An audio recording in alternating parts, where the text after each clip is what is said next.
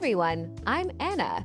And I'm Jake. Today, we're talking about something really special: how to talk about your feelings in English. Yes, the title says it all: how to talk about your feelings in daily English conversations. If you can do this, your English will sound more natural and friendly. Exactly. Talking about feelings is important. We use it every day when we say we're happy, sad, tired, or excited. Right, and when you can talk about your feelings, you connect better with people. You sound real and confident. So, today's episode will help you do that step by step. We'll show you how to use easy English to talk about how you feel in real life. Yes, it's going to be simple, fun, and super useful.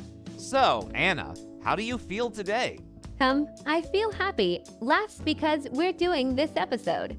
Haha, nice. I feel excited too. I love talking about emotions because it helps people express themselves. That's a good word, express. Everyone listening, can you say it with us? Express. Good. Express means to show your feelings, to say what's in your heart. Yes, and when you learn to express your feelings in English, your conversations feel more natural. Okay, let's start simple. Anna, what are some basic feeling words that beginners can use every day? Great question. Let's start with the most common ones: happy, sad, tired, angry, and excited. Perfect. Those are the 5 key feelings we use all the time. Yes, and we can make short sentences with them. Like, I am happy or I feel tired. Let's repeat together slowly. I am happy. I am happy. I am sad. I am sad. I am tired. I am tired. Great job. Simple, right? Yes, but very powerful. Short sentences like these help your brain think in English. You can also change the words to talk about your day. For example, I am happy because I ate ice cream. Or I am tired because I studied a lot. That's a good one. You see, adding because helps you explain your feelings. Yes, let's practice that with a few more examples. Okay, I am excited because I have new shoes. I am angry because my phone doesn't work. Oh, that happens a lot. Yes, or I am sad because my friend is sick. Great examples. Everyone listening, try to make your own sentence with because. You can even write it in the comments. We'd love to read your sentences. Yes, we read your comments every week, and they help us make new episodes. Before we move on, everyone, don't forget to subscribe to our channel. Yes, subscribe now so you don't miss the next episodes. Okay, let's keep going. Jake, how can people ask others about their feelings? Good question. You can say, "How are you?"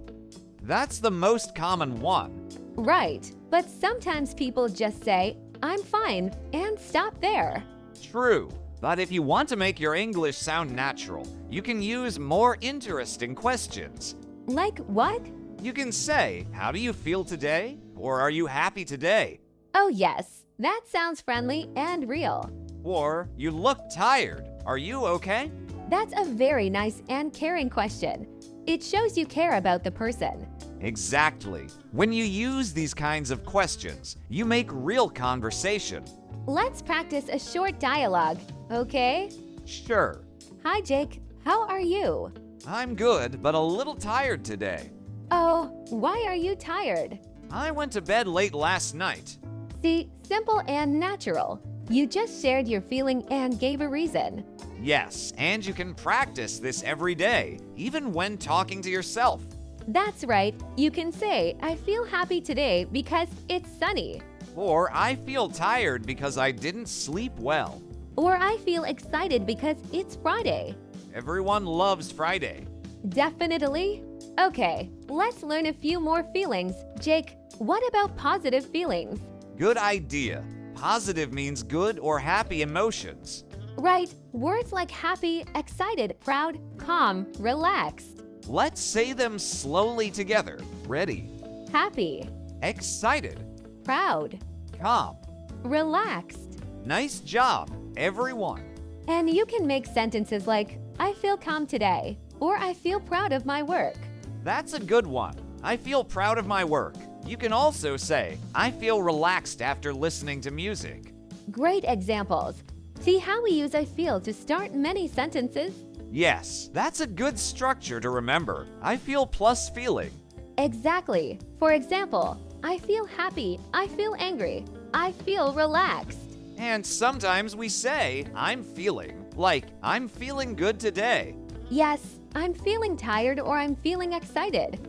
Both are correct. So don't worry about grammar too much. Just say it slowly and clearly. That's right. It's more important to practice every day. Okay, Anna, what about negative feelings? Yes, let's teach those two words like angry, sad, tired, worried, scared. Good. These are also important because we all feel them sometimes. Exactly. Let's repeat them slowly for our listeners. Angry, Sad, tired, worried. scared. Good job, everyone. You can say, I'm worried about my exam, or I'm scared of dogs. Or I'm sad because it's raining. That's a very common one. Yes, I say that often. So far, we've learned many feelings: happy, sad, angry, excited, tired, proud, relaxed, worried, scared. That's a lot already, and you can mix them in your daily English conversations. Yes, try to use at least one feeling word every day when you speak. For example, if someone asks, "How are you?" Don't just say, "Fine." Say, "I'm happy," or "I'm tired." Exactly. That makes your answer sound real and natural. Perfect. In the next part, we'll show how to respond to other people's feelings naturally and what to say when someone is sad, happy, or angry. That's going to be really helpful. Let's continue right there. So, Anna, we just learned how to say our feelings. Now, let's talk about how to respond when other people share theirs. Yes, this is so important. When someone says how they feel, we should answer kindly and naturally, not just say and stop. Exactly.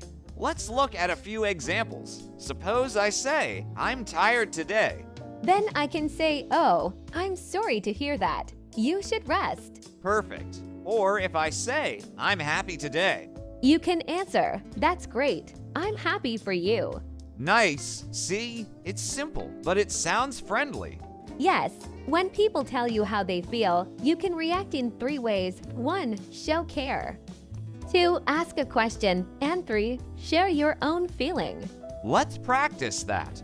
Okay, example 1, show care. If I say, "I'm sad," you can say, "Oh no, what happened?" Yes, or I'm sorry to hear that. That shows you care. Example 2, ask a question. If I say, "I'm angry," you can ask, "Why are you angry?" Or do you want to talk about it? Right. Asking helps continue the conversation. And number 3, share your own feeling. If someone says, "I'm excited," you can say, "Me too. I can't wait." Haha. Yes, it creates a friendly connection. You can use small, natural phrases like, "Oh, really?" "That's nice. I understand." Or "Me too." Those small words make your English sound warm and real. Exactly. Let's try a quick role play. Okay, go ahead. Hey, Jake, I feel a little nervous today. Oh, why? What's going on? I have a presentation at school. Ah, I understand. You'll do great. See how natural that sounds? Yes, it's not a long conversation, but it feels real and kind. That's what we want. And remember, everyone's body language matters too. Oh, yes. Your face and voice help express feelings. For example, when you say, "I'm happy," smile.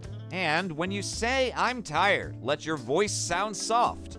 Exactly. Even if your English is simple, your tone can show emotion. That's such a great tip. Let's teach some short reaction phrases people can memorize. Yes, ready. Repeat after us. That's great. I'm sorry to hear that. Wow, really?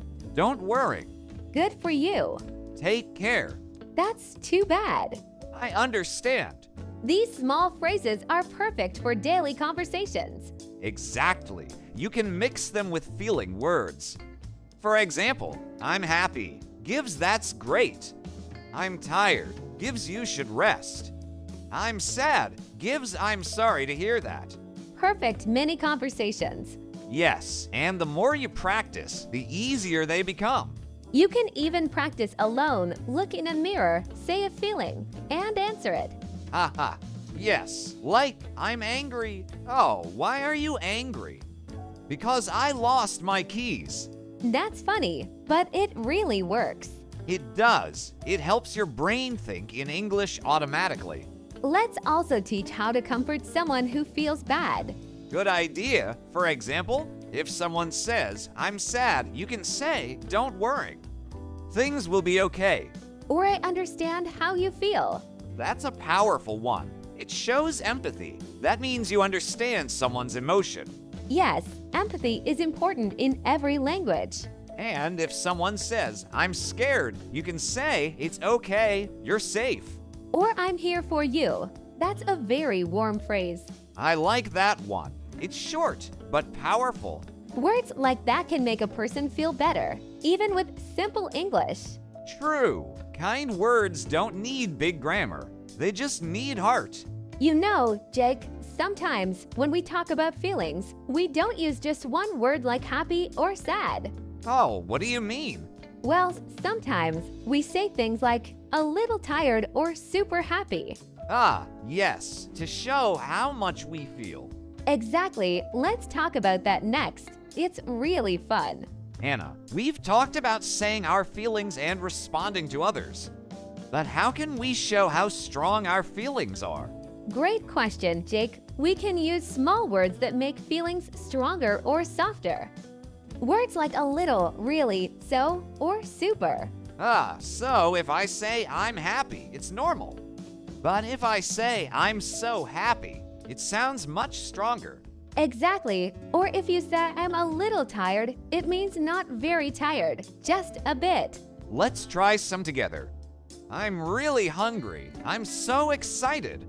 I'm a little sad. I'm super happy today. Perfect. These small words make English sound more real and emotional. And your voice and face also help. If you say, I'm so happy, smile. I'm so happy.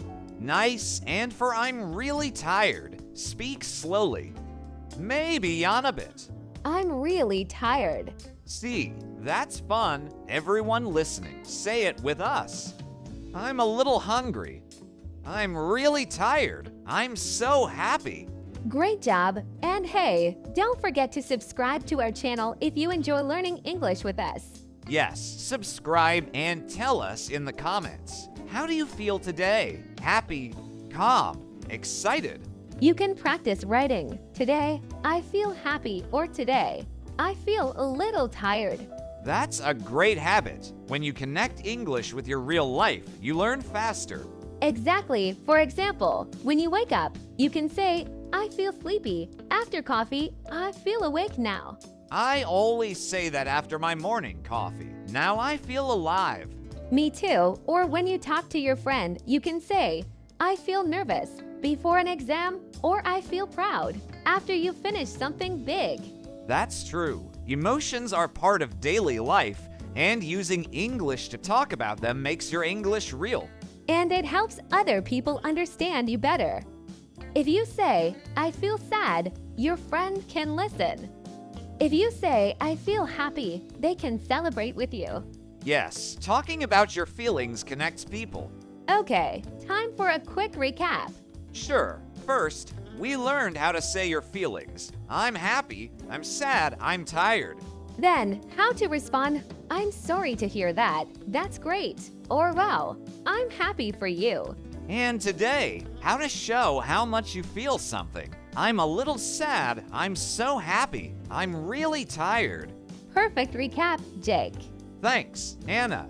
Remember, practice every day, even for 5 minutes. Don't worry about mistakes, they mean you're learning.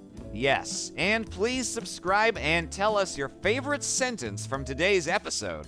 You're doing amazing. Keep practicing, keep smiling, and keep speaking English with us. See you next time.